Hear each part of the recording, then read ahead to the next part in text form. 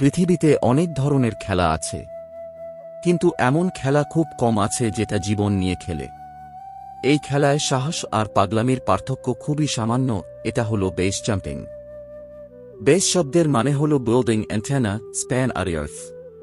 মানে ভবন, tower, bridge এবং পাহাড় থেকে লাফিয়ে পড়া। শরীরে শুধু একটা প্যারাশুট, আর নিচে কঠিন মাটি বা গভীর খাদ। এই খেলায় স্কাইডাইভিংয়ের মতো প্লেন থেকে লাফ দেওয়া হয় না। লাফ দেওয়া হয় অনেক কম উচ্চতা থেকে। এখানে প্যারাশুট খোলার জন্য সময় খুব কম, আর এই অল্প সময়ের মধ্যেই বাঁচা না মরা নির্ভর করে।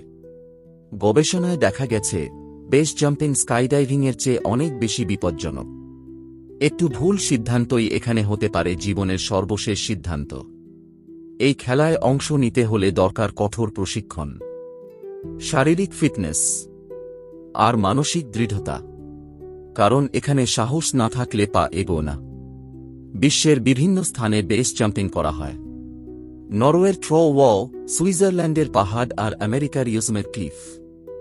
এই জায়গাগুলো বেস জাম্পারদের স্বপ্নের জায়গা।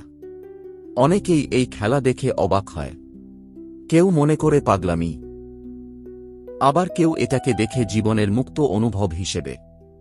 বেস জাম্পিং শুধু একটা খেলা নয়, এটা একটা চরম অভিজ্ঞতা, যেখানে একজন মানুষ মৃত্যুকে খুব কাছ থেকে দেখে ফিরে আসে। আপনি কি এই চ্যালেঞ্জ নিতে পারবেন? কমেন্টে জানিয়ে দিন আপনার সাহসের কথা। আর এরকম আরও রোমাঞ্চকর ভিডিও পেতে চ্যানেলটি সাবস্ক্রাইব করুন।